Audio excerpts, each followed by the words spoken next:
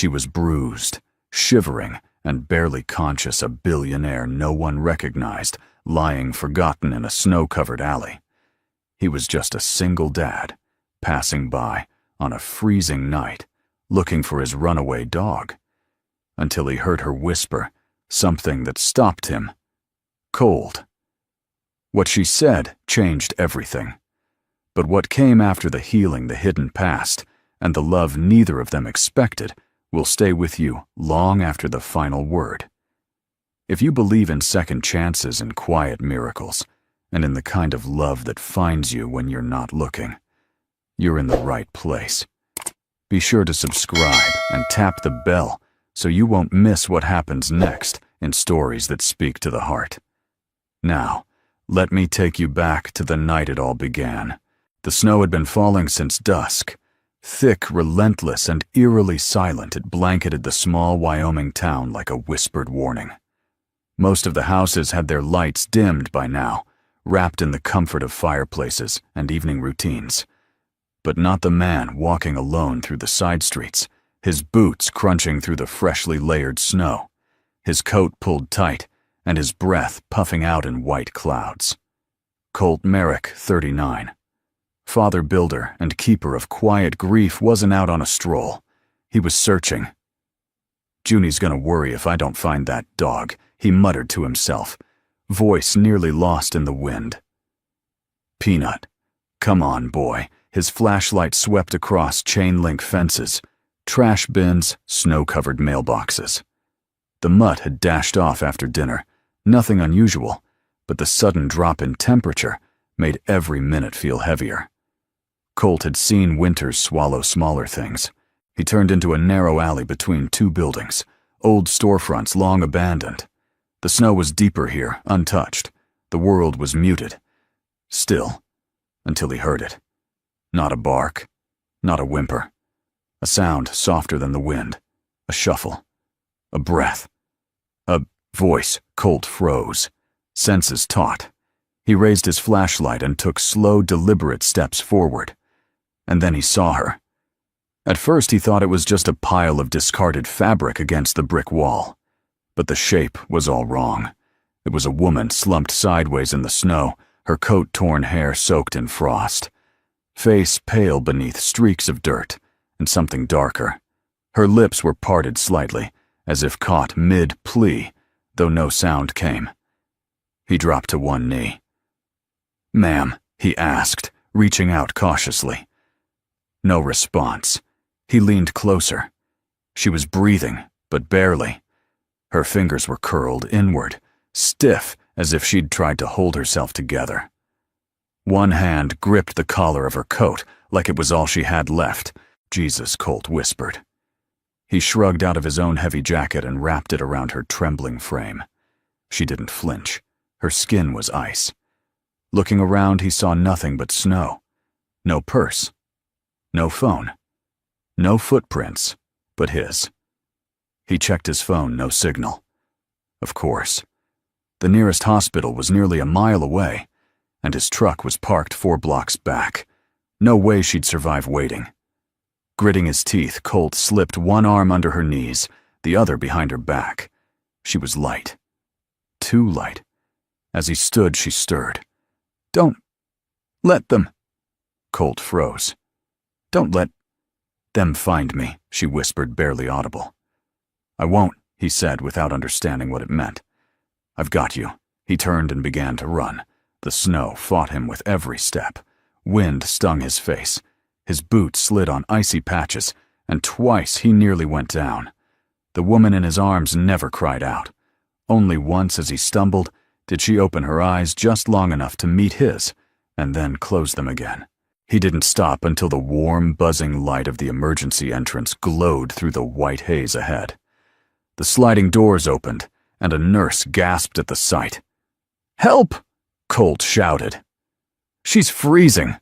I found her in an alley. She's hurt bad." They rushed toward him, wheeling a gurney.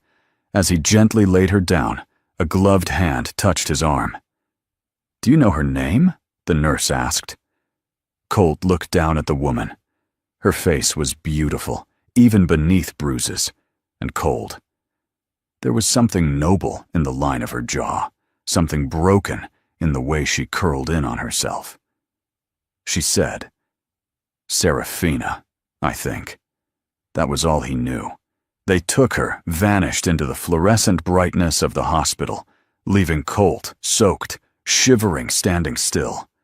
He didn't even realize his hands were bleeding until he saw crimson dripping onto the snow. That night, Colt returned home to a small cabin tucked just past the edge of town. Junie, his 8-year-old daughter, was waiting on the couch with a blanket wrapped around her like armor. Peanut, the wandering dog, had returned on his own, curled beside her in silent apology. "Dad?" Junie blinked, worried. "I found someone, sweetheart." "Not Peanut." He sighed and sat beside her. "A lady. In the snow. I think we saved her." Junie looked up, her voice small. "She gonna be okay?" "I don't know." She didn't ask more. She reached out and took his hand, small fingers curling into his. For the first time in years, Colt didn't feel like the night had won.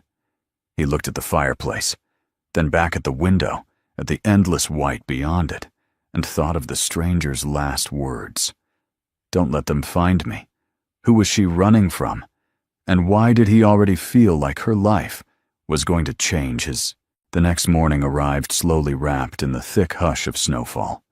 Outside the window of Colt Merrick's cabin, the landscape had been transformed into something dreamlike, and still blankets of white softening the jagged world. Inside, the air smelled of wood smoke, brewed coffee, and something else Colt hadn't felt in a long time: uncertainty. He stood at the kitchen counter in his flannel shirt and thermal sleeves, stirring oatmeal distractedly, as Junie sat at the table, drawing dinosaurs in crayon on old newspaper. Her eyes flicked toward him now, and then curious. "Dad," she finally asked, "what happened to the lady?" Colt exhaled, turning off the stove. "She made it through the night," he said. "They've got her stable at the hospital. But she still doesn't remember much." Junie looked down at her drawing. She looked sad. "Yeah," he said softly. "She did." Colt hadn't slept much. After returning home from the hospital, blood dried on his knuckles, coat left behind. He'd laid awake staring at the ceiling, playing her voice in his mind. "Don't let them find me."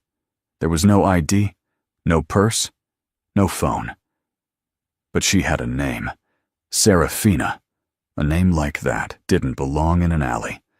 And yet there she was. By noon the phone rang. Mr. Merrick said the woman on the other end. "This is Dr. Carver from Memorial." Colt's heart paused. "She's okay. She's alert," the doctor said, still confused. "But she asked if she could speak with you." He didn't hesitate. Junie was already bundling up when he turned to her. "Want to come with me?" She nodded. Maybe she remembers now. They drove through the snowy streets in the old pickup truck heater blowing hot and erratic. The hospital was quiet. Staff thinned from the storm. Colt signed in, took Junie's hand, and followed a nurse to room 214. When the door opened, Serafina was sitting upright in bed, a hospital blanket tucked under her arms. Her face had been cleaned, the bruises less stark beneath her fair skin. Her eyes pale green, and striking, landed on Colt. First, then softened when she saw Junie. "You came back," she whispered. "Of course," Colt said, stepping inside. "I couldn't just leave you in the snow and never check on you." Junie waved shyly. "Hi." Serafina's lips curved slightly. "Hi, sweetheart." A long silence passed, not uncomfortable but tentative. "Do you remember anything?" Colt asked gently. She shook her head. "Only pieces. My name, yes. But the rest is like a jigsaw puzzle missing half the pieces." Her voice quivered, but her tone was calm. "The doctor said the shock, the cold. It can do that." "Do you want us to call someone family?" he asked. Her eyes turned away. "No. Please. Not yet."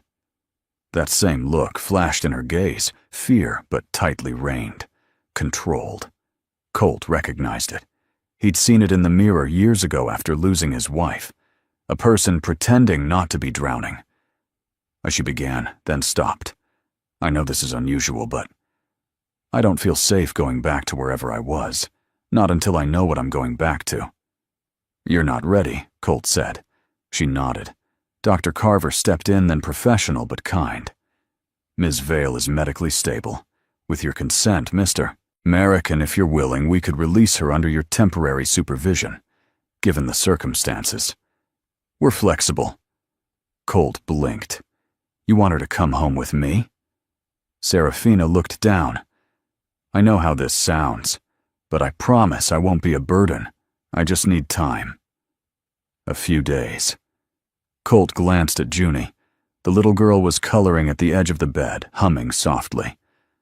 Okay, he said finally. We'll figure it out. The drive back to the cabin was quiet. Serafina kept her hands folded in her lap, wrapped in Junie's old mittens. She wore a borrowed coat from the hospital, oversized army green. Her breath fogged the window as she stared out at the pines flying by. Why'd you say yes? She asked almost to herself. Colt's hands tightened on the wheel. Because I've been alone before. And sometimes, the quiet is too loud. She didn't answer, but her eyes shimmered. That night after dinner, Junie showed Serafina the guest room. It was small, just a twin bed, an old dresser, and a patchwork quilt, but it was warm and safe. I made the bed, Junie said proudly. You're amazing, Serafina whispered, crouching to hug her. When the girl had gone to bed, Colt found Serafina standing by the living room window, watching snow drift through the moonlight. I owe you more than I can say, she murmured. He shook his head. You don't owe me anything. She turned toward him. I was in that alley for a reason. I think I was running from something. Maybe someone. And I'm scared of what I'll remember. I get that, he said. You don't have to explain anything tonight, or tomorrow, just rest. Why are you so kind to me? She asked. Colt hesitated, then said, because I've needed that kind of kindness before, and someone gave it to me when I didn't deserve it. A long breath passed between them. Then, softly, Serafina said, Colt, that night when you carried me, I wasn't sure if I wanted to live, but something about the way you held me, it made me choose to keep breathing. He didn't speak, but for the first time in years, something in his heart cracked, not in pain, but in awe. Because sometimes it wasn't the saving that changed your life. It was being reminded you were worth saving at all. The morning light filtered in through gauzy curtains, painting long golden stripes across the cabin's wooden floor. It was the first clear day since the snowstorm, and for the first time in what felt like years, the world outside Colt Merrick's cabin seemed to exhale. Inside, the warmth of a quiet home filled the air, the crackle of a fire, the scent of cinnamon toast, and the hum of a child softly singing to herself in the next room. Colt stood in the kitchen, stirring a second cup of coffee, not for himself this time. Across the room, Serafina sat, curled on the edge of the couch, her eyes fixed on the snow-covered treetops outside. The oversized hospital coat had been traded for one of Colt's flannel sleeves rolled at the wrists. She looked less like a stranger today, and more like someone trying to belong, even if she didn't know how. Junie emerged from her bedroom with purpose, clutching a small sketchbook and a fistful of markers. Serafina, she called, excited. I made you something. Serafina turned, surprised. You did. Junie climbed up beside her, flipping to a page filled with wobbly but heartfelt drawings, stick figures in a snowy forest, a little dog with floppy ears, and 3 people holding hands under a sun that smiled too hard. Serafina studied the page. Is this us? Junie nodded. That's me. That's Dad. And that's you. She pointed. I wasn't sure if you had a dog, so I gave you Peanut, too. Serafina smiled gently. I don't know if I have a dog. but I think I'd like Peanut. You can share him with me." Colt, watching from the kitchen, felt something settle in his chest.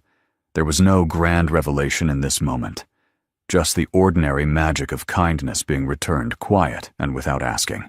Later that morning, while Junie was building a snow fort outside, Serafina stood at the window watching her.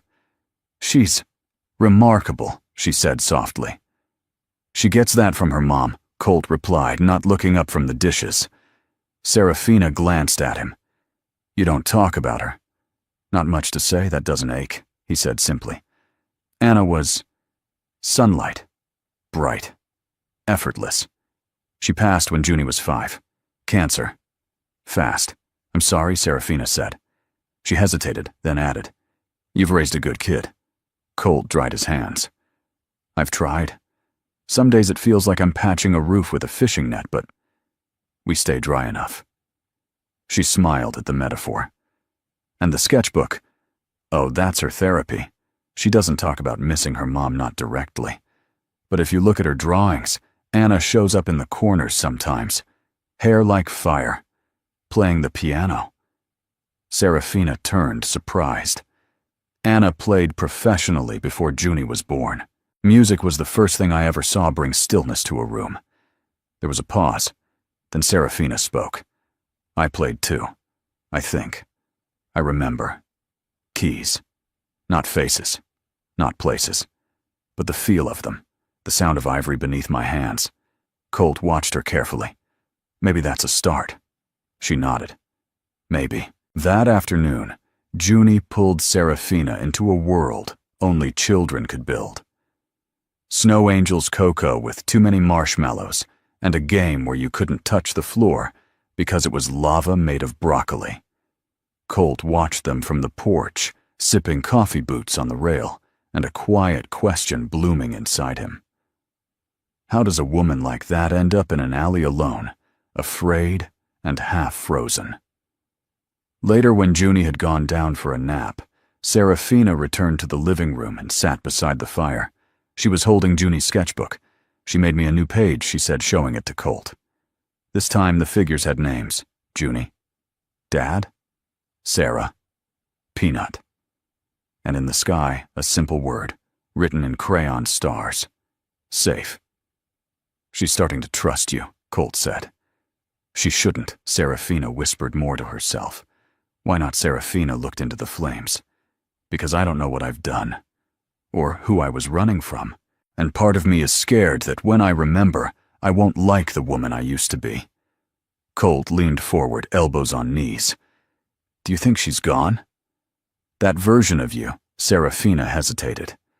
"I think I left her behind in that alley. Then maybe that's not the worst thing." She turned to him, eyes rimmed with quiet tears. "Colt, what if I was cruel or selfish? What if I had money and power and wasted it all?" Colt looked at her, not blinking. "Then maybe this is your second chance, and maybe the only person who gets to decide who you are now is you." She stared at him for a long moment, then slowly, as if unsure she had the right. Serafina reached out and placed her hand over his. It was the simplest gesture. And yet for Colt, who hadn't held a woman's hand in nearly 5 years, it felt like the sound of something soft cracking open. Like a cabin window, stuck all winter suddenly giving way to the spring air. That night, while the wind returned and the world beyond the cabin howled in distant echoes, Junie slept with her sketchbook under her pillow. Serafina watched over her for a while, then tiptoed back into the living room, where Colt sat by the fire with a book unread in his lap. She stood silently for a moment, then said, "I'd like to try playing again. Anna's piano's in the shed. I haven't touched it since she passed." "Would you bring it in when you're ready?" Colt nodded. "I think," Serafina said quietly. "I need to hear what I still remember." The piano arrived on a Saturday, wheeled in on an old dolly that squeaked with every turn. Colt had kept it in the shed, covered with 2 tarps and a layer of dust that settled like grief over time. It had belonged to Anna, his late wife, and Colt hadn't so much as uncovered it since her funeral. Now, as the old upright rolled through the cabin doorway, the air seemed to shift. Even Junie, normally excited by anything, out of routine, stood still beside the couch, crayon in hand, silent. "Can I clean it?" she asked. Colt nodded, carefully. Junie wiped the keys with a cloth, while Serafina hovered nearby, as if standing too close might shatter something sacred. She hadn't asked for much since arriving, but this had clearly meant something. Her hand stayed folded in front of her fingers, twining nervously, eyes locked on the instrument, like it might breathe. When Junie was done, Serafina approached the piano slowly. She sat down, placed her hands on the keys, and for a moment, nothing. Then one note, middle C, soft, uncertain. Another followed, then two more. Her hands searched gently like they were trying to remember a language once native to them. And then, without warning, a melody emerged. Simple, barely formed, but haunting. Colt listened from the kitchen dish towel forgotten in his hands. He didn't recognize the tune, but it wrapped around the room like smoke. Even Peanut, curled in his usual corner, lifted his head. Junie leaned close. "What song is that?" "I don't know," Serafina whispered. "But my hands do." The snow melted slowly over the next few days. By midweek, the roads were mostly clear, and life in the town began stirring again. Colt returned to short construction jobs, and Serafina stayed home with Junie, helping her with homeschooling and practicing the piano each afternoon. But on Thursday morning, everything shifted. Colt had just finished setting a window frame for a neighbor when his phone buzzed. A text from Kyle Rivers, an old friend who now worked security for a local state senator. "Dude, is this the woman staying with you? Check the news. Vail Foundation. Front page." Colt wiped his hands on his jeans, heart sinking. He opened the link, and there she was. Serafina Vail, hair slicked back in a formal headshot, same sharp eyes, same porcelain skin. Below the image, the headline read, "Missing Vail, IRS presumed dead $1 billion legacy in limbo." Colt stared unmoving. The article detailed how Serafina Vail, sole heir to the Vail Foundation, one of the largest philanthropic trusts in the Northwest, had vanished 2 weeks ago from a gala in Jackson Hole. Her disappearance had sparked speculation of foul play, a media frenzy, and now escalating rumors of a corporate coup within the foundation's leadership. He dropped his phone onto the truck seat. Everything inside him tightened, not from anger, but from a sudden storm of questions. When he returned to the cabin that afternoon, Junie was on the floor, building a Lego castle hospital with Peanut at her feet. The piano was silent. Serafina stood in the kitchen drying dishes. When she turned and saw Colt, something in her posture changed. She knew. "I saw it," Colt said. She nodded. "I figured you would. You lied to me." "I never lied," she said, setting the towel down. "I just didn't tell." Colt's jaw flexed. "You're Serafina Vail, the billionaire." She flinched at the word like it was a slur. "Was." He stepped back. "You disappeared. People think you're dead. The police are looking for you. Why are you here in my home hiding?" Serafina looked down at her hands, because the truth wasn't safe. Colt didn't reply. She spoke slowly. "That night, I wasn't kidnapped. I wasn't chased. I walked into that alley because I didn't want to be found. My life, everything in it had become performance. A family name, a trust fund, a board of directors who valued image over integrity, and a man I was supposed to marry not out of love, but for mergers." Her voice cracked. I snapped. Quietly. I left the gala changed into jeans in the hotel bathroom, walked until my feet bled. I found a liquor store, a coat from a thrift bin, and tried to vanish into the dark. But it didn't matter, someone still recognized me. There was a man. He cornered me, took my bag. I think he meant to do more. But I ran. I slipped. And the snow, it swallowed me. She paused, tears welling. And then, you. Colt's expression softened. Why didn't you tell me? Because I didn't know who I was anymore. Not until this place, this cabin. Your daughter. That piano. I didn't want to go back to being Serafina Vale. He sighed. That's not something you get to decide, Serafina. There are people out there I know. I'll leave. Tomorrow. He stepped forward. That's not what I meant. She looked at him surprised. I meant, you need to decide who you're going to be now, not just who you were. There was a long silence. Then Junie's voice floated in from the other room. Daddy, is Sarah in trouble? Colt turned toward the hallway. No, honey. She just remembered something important. That night, Serafina sat at the piano again. Her fingers moved slower this time, not from fear, but thought. The melody she played wasn't familiar. It was hers. New. Unwritten. Colt sat beside her quietly. I don't know what tomorrow looks like, she said. Neither do I. But I know this, she added. If you hadn't found me that night, I wouldn't be here. Not just alive, but here. Colt placed his hand over hers on the keys. You were never lost, he said gently. You were just waiting to be heard.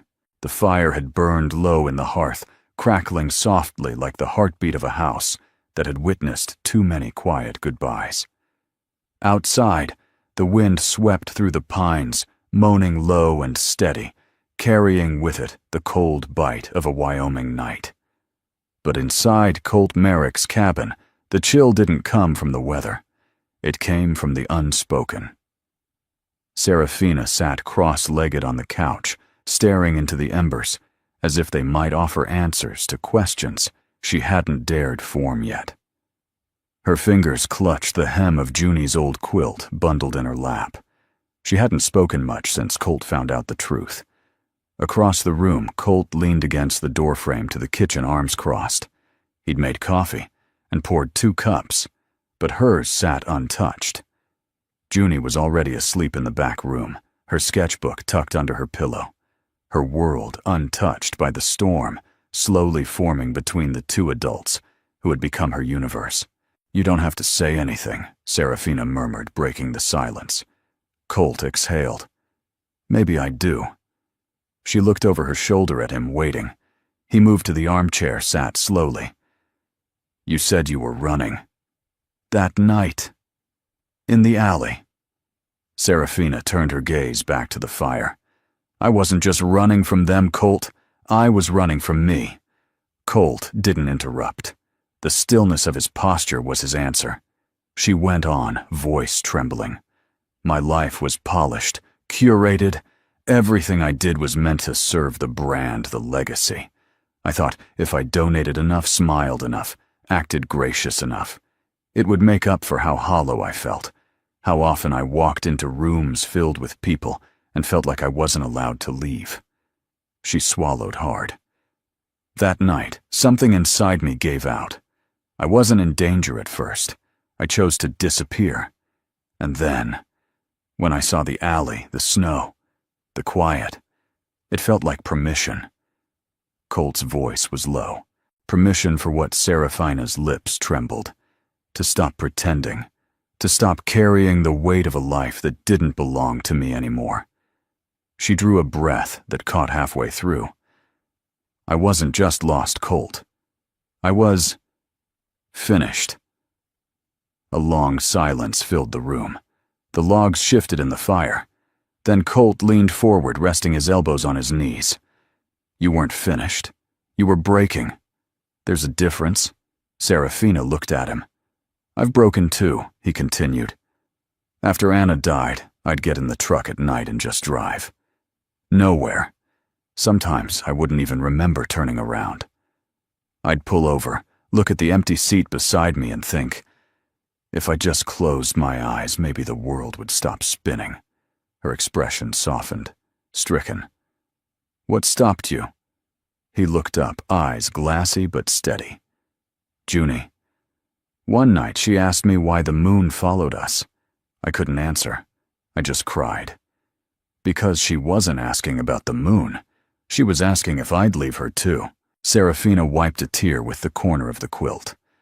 She was 5, he whispered. And somehow, she saved me.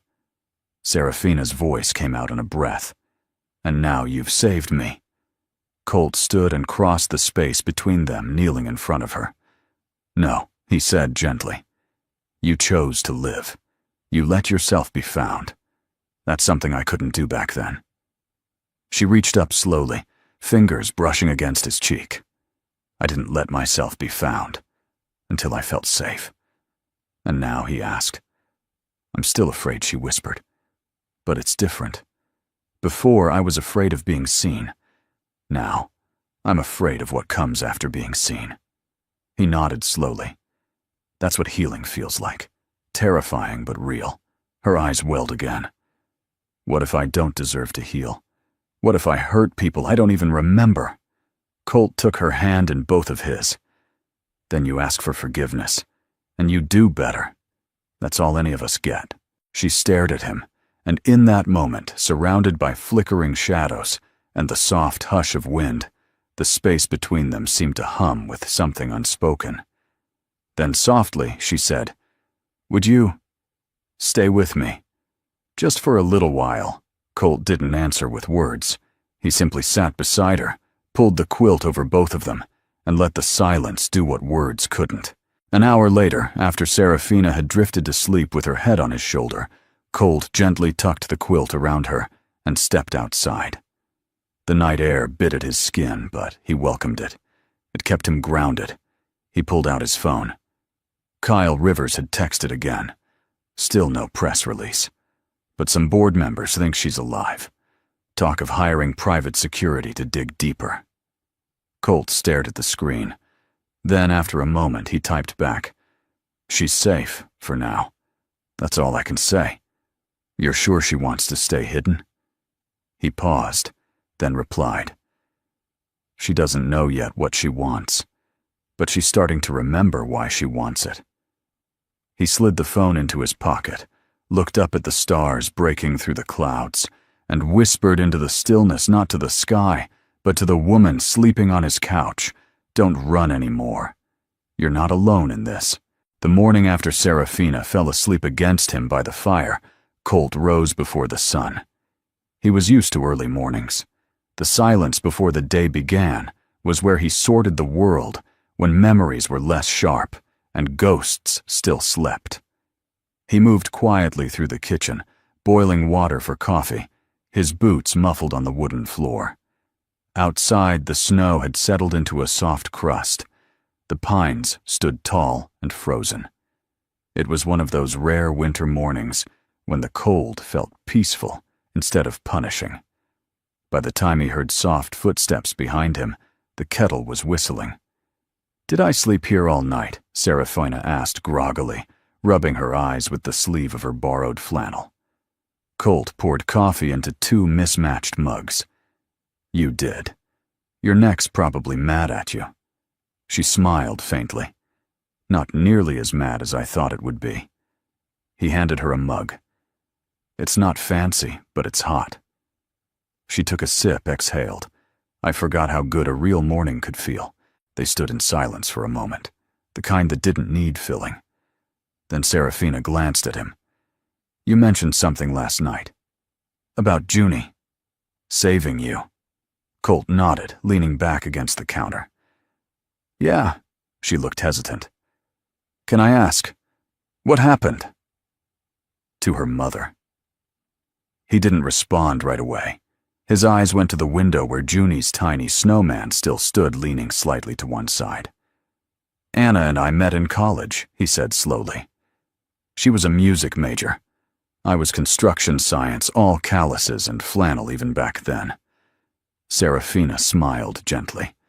She used to say, I walked like a man twice my age, like the world owed me something. He chuckled under his breath. She was sunshine in a thunderstorm, laughed too loud. cried at the drop of a hat. She could play a piano like it was breathing through her. He paused. We married young. Bought this cabin with every cent we had. It was a mess, then leaky roof pipes that sang in the walls. But we fixed it, together. Serafina waited. She got sick 2 weeks after Junie turned 5, he said. Finally. Pancreatic, fast, unforgiving, a long breath. She was gone in 4 months. Serafina's hand tightened around her mug. I didn't handle it well, Colt admitted. I held it together for Junie. Made breakfast, brushed her hair, read bedtime stories. But inside, I was drywall, all cracked and waiting to fall apart. He looked at her now, eyes open, but shadowed. One night I forgot to pick Junie up from her friend's house, just forgot. It was snowing. She walked home 2 miles in boots that didn't fit anymore, came through that front door, with tears frozen on her cheeks, and instead of yelling, she just said, Daddy, if you're too sad to remember me, I'll remember us for both of us. Serafina covered her mouth. She was 5, he said softly. And I knew then I could break, but I wasn't allowed to stay broken. Neither of them spoke for a long time. Then Serafina stepped forward and placed her hand over his, resting on the counter. You did more than survive, she said. You made a home. I made a bunker, he corrected gently. A place no one could enter. Until a woman with frostbite and no memory crashed into it. She smiled through misted eyes. Sorry about that. I'm not, he said. Later that afternoon, Serafina sat with Junie at the kitchen table. They were painting wooden ornaments from a kit Junie had found in the hall closet. The girl had insisted they make Christmas in March, since Serafina had missed it. Does your dad always drink that much coffee? Junie asked, suddenly dipping her brush into blue paint. Serafina chuckled. Yes. I think it's how he stays quiet so long without exploding. Junie leaned in close, whispering. He used to talk more. Before Mama went away. Serafina's heart squeezed. I'm glad he talks to me. Junie nodded, her voice small. I think he likes you, but he gets scared when he likes people. Serafina blinked. He told you that, no? But I know. He got scared when Peanut ran into the street. Same face. Serafina looked at the child, too wise, too aware, and realized this home wasn't just Colt's sanctuary. It was Junie's, too. And if she ever left, it wouldn't just be Colt she'd leave behind. Can I tell you a secret? Serafina whispered. Junie leaned closer. You can tell me anything.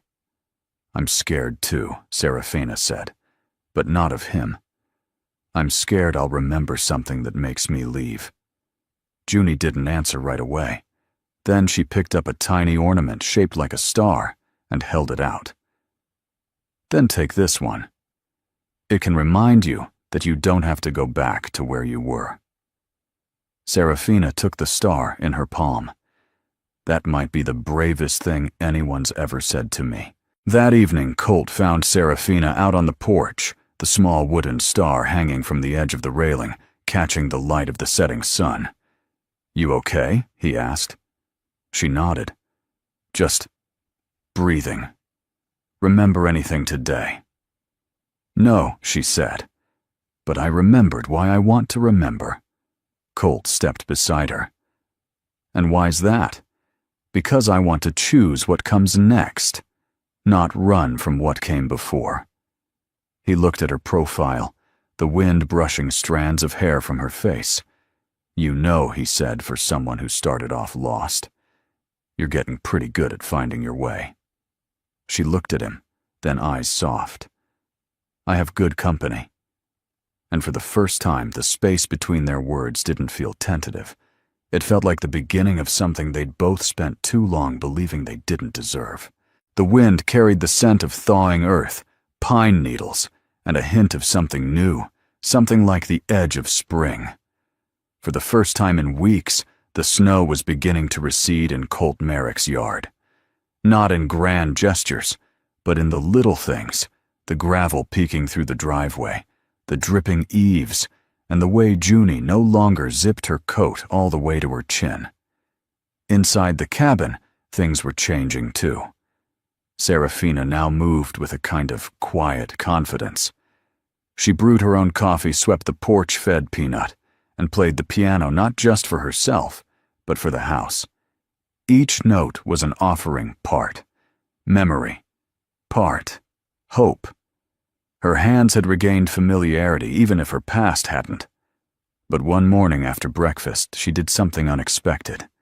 She asked for a box, Colt repeated, buttering toast at the counter. Wooden if you have it. Small, just big enough to hold a few things. Colt gave her a look. You burying secrets? Serafina smiled. Sort of. She didn't say more. Just spent the morning gathering objects, a hospital bracelet she'd kept in a drawer, the thrift store scarf she'd been wearing the night Colt found her, and the note Junie had written her on day 2, a stick figure drawing with the words, "You're safe here," scribbled in pink marker. By late afternoon, she'd tucked them all inside the box and stepped outside into the half-melted yard. Junie followed, her coat flapping open. "What are you doing?" "Something that might help," Serafina said. Colt stood on the porch watching as Serafina knelt beside the big fir tree near the edge of the fence. She dug gently, slowly, with bare hands in the softening earth. Not too deep.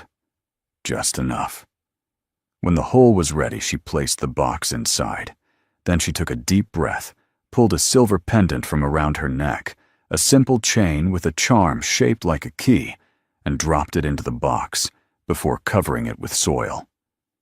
No words. No ceremony. Just earth closure and the exhale of a woman making peace with what could not be fully known.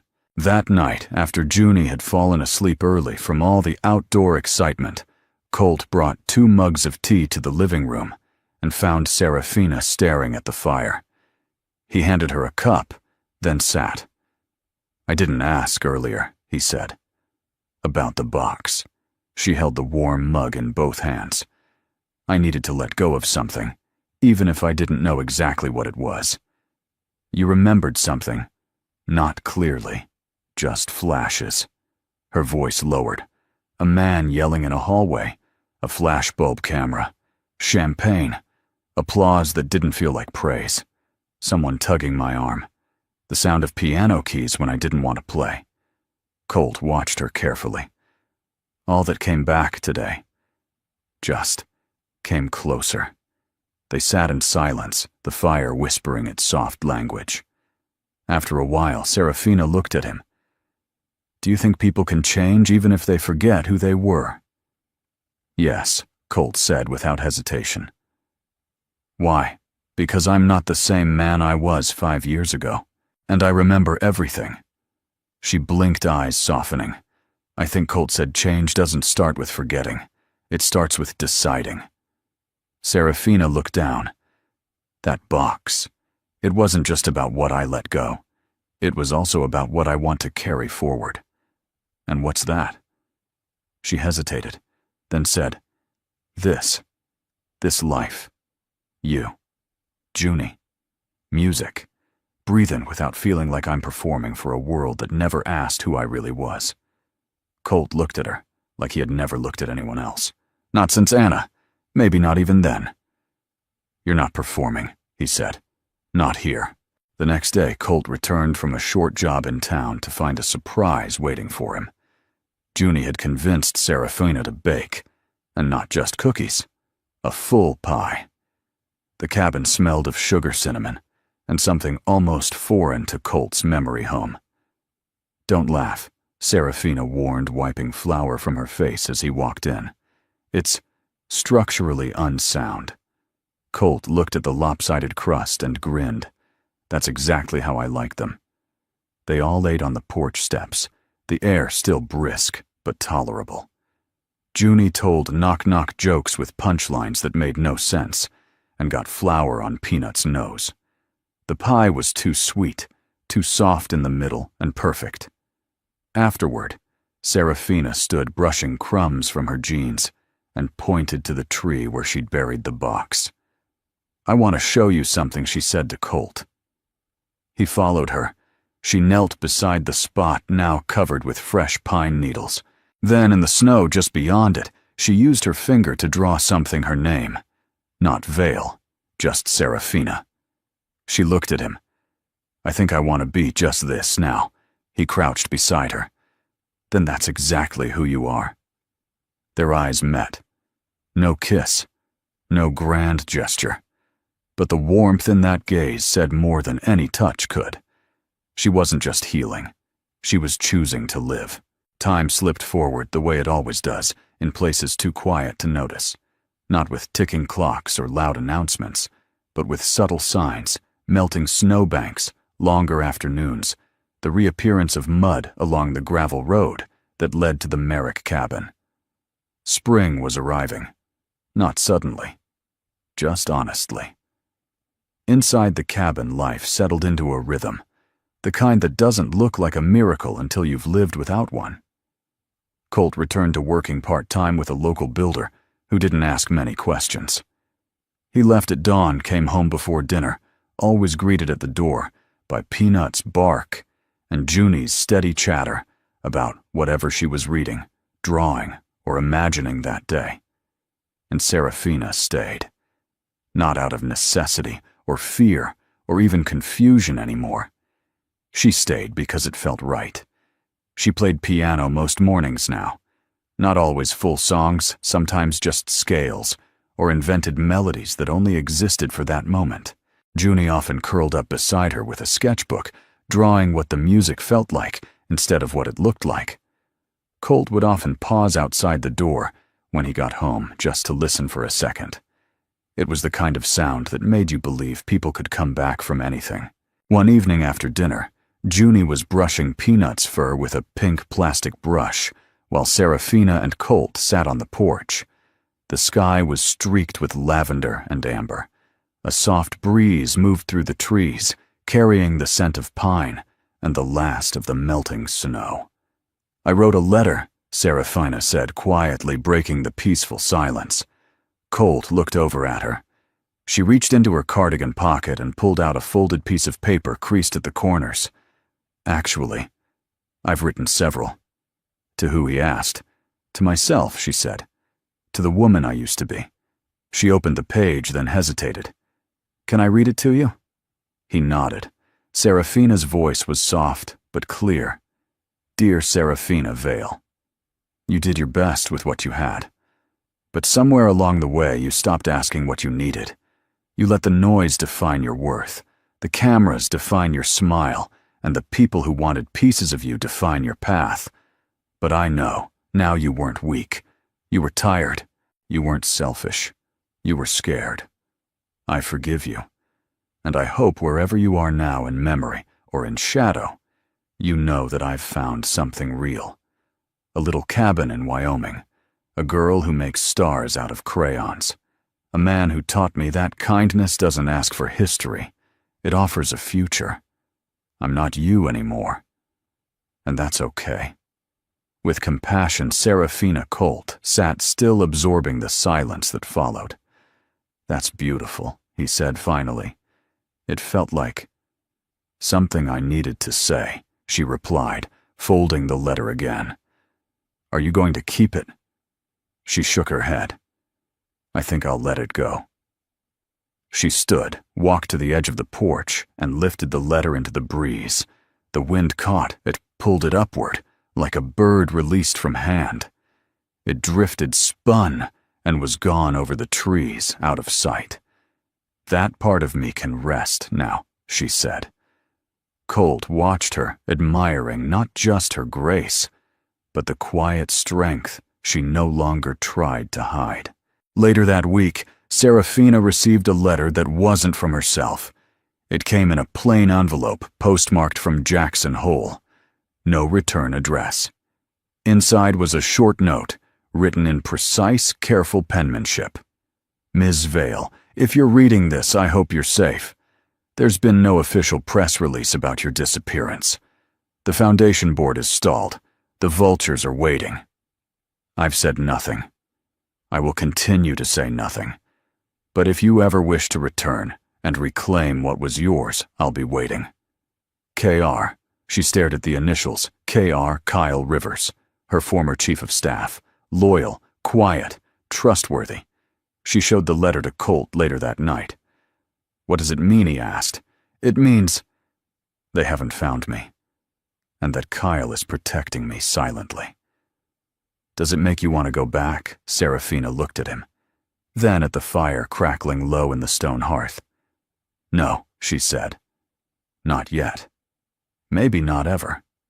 He nodded. That's okay? She smiled, grateful. He didn't push, didn't analyze, didn't weigh her answer against anything but her well-being. Colt Merrick had many scars, but none had made him sharp. They had made him steady. Spring moved on. Wildflowers began breaking through the thawed soil. The days grew longer. And Serafina began writing again, not letters this time, but music. Pieces that reflected something between memory and invention. She had no formal manuscripts, just a lined journal and a pencil, and the quiet belief that what she wrote mattered even if no one else ever saw it. One afternoon, Junie peeked over her shoulder. "What's that one called?" she asked. Serafina paused, then smiled. "The House That Remembered Me." Junie tilted her head. "I thought you forgot who you were." "I did," Serafina said. "But this house reminded me." Junie nodded like it made perfect sense, then ran off to draw a picture of it: the cabin, the piano, the porch, with flower pots still empty, and 3 stick figures standing out front, holding hands under a banner that read, "We're not lost anymore." It was the kind of spring afternoon that looked like a memory, even while you were living it. The pines swayed gently. The sky had turned soft with light, as if the world had stepped a few inches closer to heaven. A breeze carried the scent of turned soil and sun-warmed pine cones, and somewhere beyond the woods, a bird repeated the same hopeful note, like a quiet question. Colt Merrick had just finished repairing the back fence when he heard the crunch of gravel. He straightened slowly, squinting toward the road. A vehicle, sleek, unfamiliar dust, kissed but clearly expensive, rolled to a stop in front of the cabin. It idled for a moment, then the door opened, and Serafina stepped out. But not the Serafina who had collapsed into his arms, half frozen on a winter night. This was a woman fully awake. Her hair was shorter now, brushed clean to her shoulders caught by the breeze. She wore jeans and boots and a soft gray cardigan. In her hand she held something wrapped in brown paper. Colt froze. The hammer in his grip went still. She walked toward him with a smile that wasn't shy or uncertain anymore. It was grounded, quiet, and real. "I left too long," she said, stopping a few feet away. "I didn't know if you were coming back," he replied. "I wasn't sure either," she said. "But then I heard a song in my head, and it ended here." He didn't move, not because he was angry, but because everything inside him was bracing for the ache of letting his guard down again. She noticed. "I'm not here to take up space you didn't save for me," she added gently. "I'm here because I realized I don't want to spend my life performing. I want to live somewhere I don't have to be anyone but who I've become." Colt's voice came out rough. "You know who that is, now I do." She held up the wrapped object and handed it to him. He peeled back the paper. It was a framed drawing, Junie's drawing. The one with the 3 of them outside the cabin under the words, "We're not lost anymore." Serafina smiled. "She gave it to me the morning I left. I had it pressed and framed at a little shop on the way to Jackson. It reminded me where I actually started." Colt stared at the image, then lifted his eyes to hers. "You look different." "I feel different," she said. "I had lunch with Kyle. We talked about the foundation. I could go back. Probably. Legally, nothing stops me. But that chapter's over. He nodded. You don't want it? I want to give again. Just differently. She stepped closer. Not from a penthouse or behind a boardroom table. I want to teach kids who can't afford lessons. Start a small music program out here maybe. Live in the real world again. The world that saved me. Colt stared at her, and for the first time in years, he let himself hope. I kept your spot on the porch, he said. Voice barely above a whisper. She smiled. I was hoping you would. Later that evening, Serafina stood in the doorway of Junie's room. The girl had just woken from a nap, rubbing her eyes, and blinking in disbelief when she saw Serafina's silhouette. You came back, Junie whispered, as if scared it was a dream. Serafina stepped forward and sat beside her. I never wanted to be gone, but I had to find out if the person you met here was real. And are you? I think I'm more me now than I've ever been. Junie smiled and hugged her fiercely. I missed you the same amount every day. Serafina buried her face in the girl's hair and whispered, Then that's exactly how much I needed to come back. That night, Colt and Serafina sat on the porch with 2 mugs of tea and 1 quilt shared between them. The moon hung low, casting light across the trees in silver threads. I never thought I'd feel this again, Serafina said, voice soft. Not peace. Not like this. Colt looked at her. What do you feel? Safe, she said. Not just in the house. In the pause. In the moment where nothing has to be earned. Just lived. Colt was quiet for a long time. Then he turned, reaching into his flannel shirt pocket. I want to show you something, he said. He pulled out a piece of wood no larger than a coin. Carved into it with the precision of a builder's hand was the shape of a heart, not stylized, but real, anatomical, human. This, he said, was from the day I rebuilt the piano bench. I sanded the corner too far and carved this instead of tossing the whole thing. It reminded me that broken things can still hold. She touched it carefully. May I keep it? He nodded. It's not perfect. Neither am I. They sat like that for a while, 2 people who had every reason not to trust again doing exactly that. In the silence, Colt finally whispered, Are you staying? Serafina looked out at the trees, then at the stars, then at him. I already did, she said. And for once the wind didn't howl or moan. It simply carried their stillness into the dark, like a vow it meant to keep. The rhythm of life at the cabin didn't change all at once when Serafina returned. It shifted the way a river bends over time, not abruptly, but inevitably. There were no dramatic speeches, no confessions shouted into the wind. Instead, there were coffee cups, placed side by side in the morning, dishes, washed shoulder to shoulder in the evening, and music, always music, drifting from the living room, like a new language they were learning together.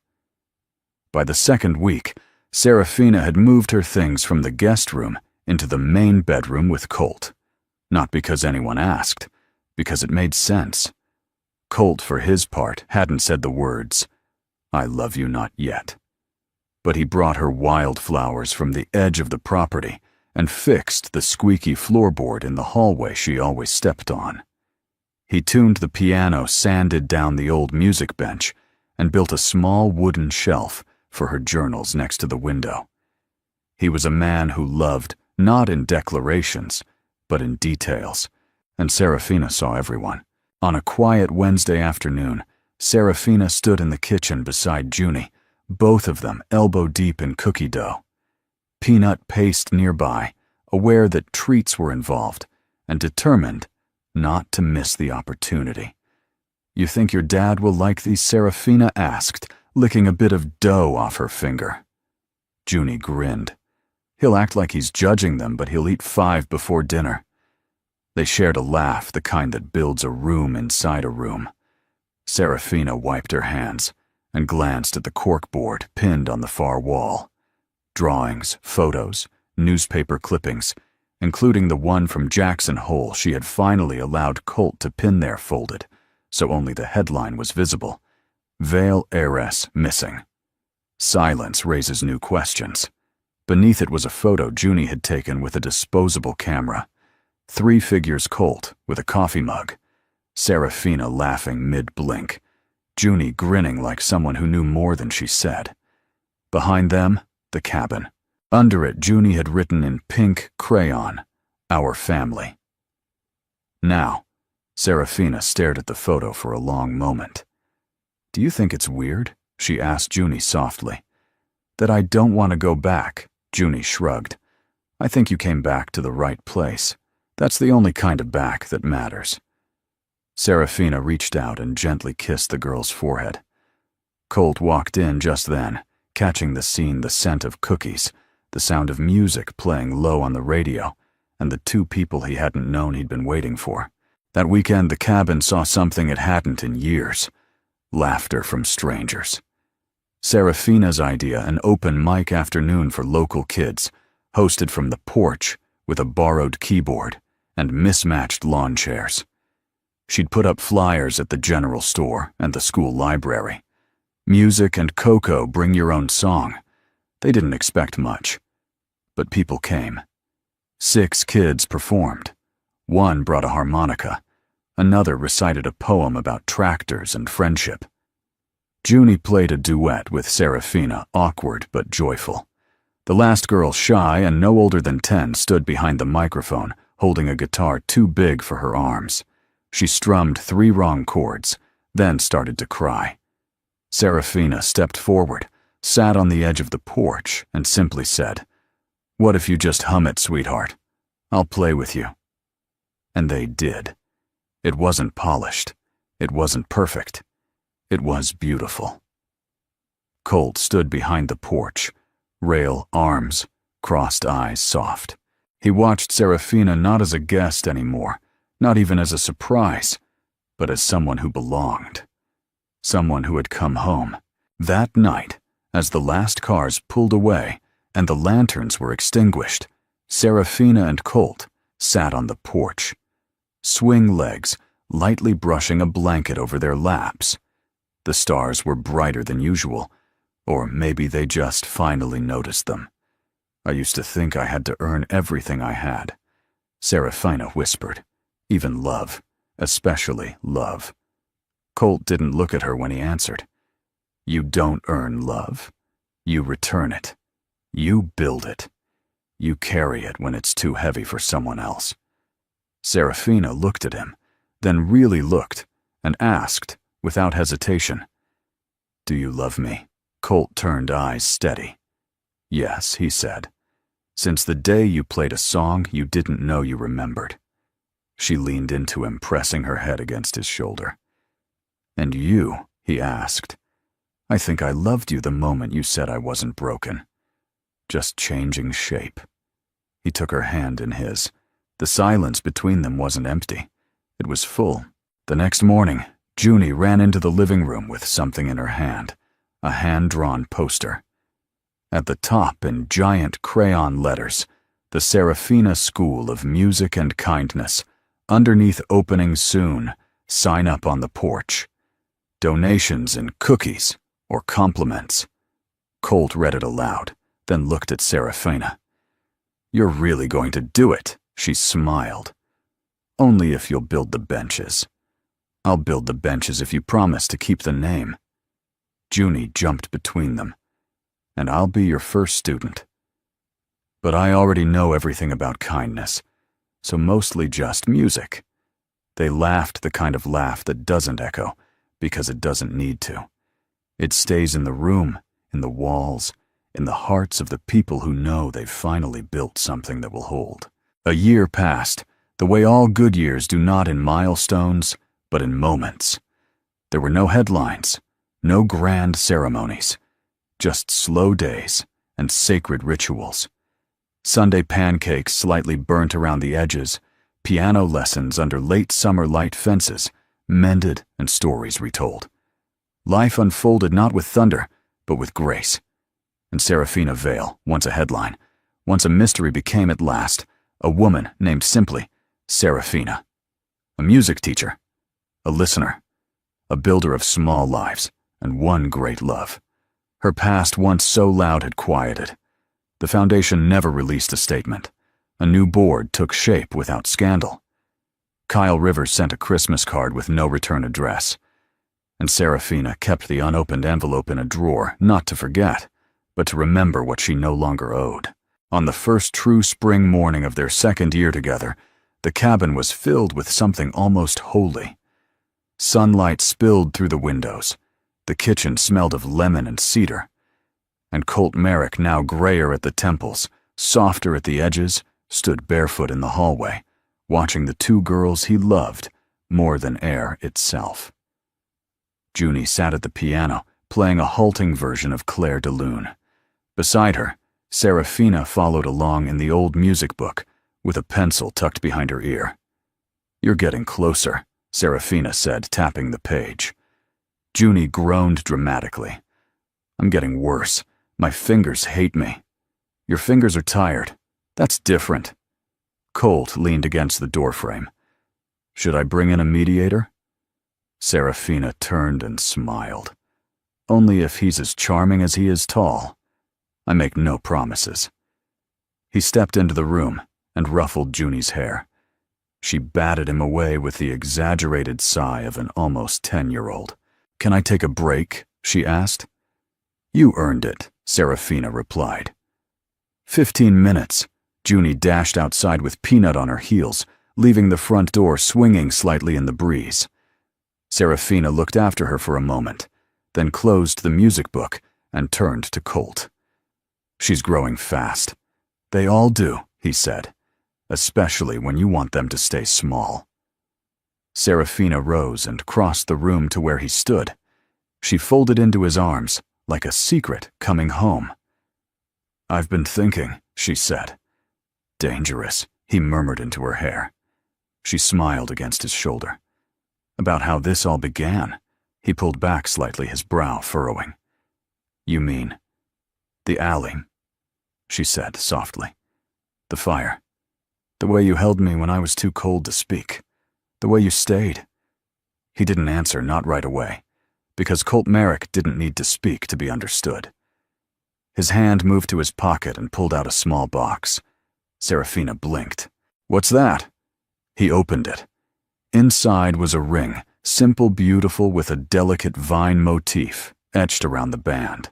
Not flashy, not expensive, but chosen with hands that had built homes and buried grief. "I don't need a wedding," he said. "I don't need papers. I don't need flowers or speeches or witnesses." Her breath caught. "But I need you," he continued. "Every day. In every version of this life. And if you'll have me, not because you were rescued, but because you stayed, I'd like to give you a place that doesn't just feel like home. That is one." Serafina reached up, tears already slipping down her cheeks, and cupped his face. "You already have me," she whispered. "But I'll wear it proudly." He slid the ring onto her finger. It fit like it had always been waiting there. That evening, Serafina sat on the porch steps with Junie curled beside her, both of them wrapped in a shared quilt. Colt stood nearby, tuning the strings of Junie's toy guitar, pretending it needed far more fixing than it did. The wind was soft. The stars were early.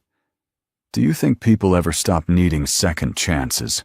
Junie asked suddenly out of nowhere, as children sometimes do when their hearts grow faster than their age. Serafina considered. "No," she said gently. "But sometimes the second chance doesn't come from the world. It comes from you deciding to give yourself one." Junie looked up. "Like you did. Exactly like I did." They sat that way for a long time, and when the first fireflies of the season blinked to life along the edge of the tree line, Serafina smiled and whispered into the wind. "I remember her now, the woman I was." Colt stepped closer, catching only the last part. "Do you miss her?" "No," she said, "but I'm thankful she broke. so I could become someone worth staying for. He sat beside her, and together with Junie nestled between them and Peanut, curled at their feet, they watched the last light of day fold itself gently into tomorrow, knowing that the most extraordinary stories are not the ones that begin with noise, but the ones that choose to continue quietly, honestly, and with heart. We'd love to know, where in the world are you watching from? Drop us a comment below and say hello. It means more than you know. To see this little community grow across cities, states, and oceans.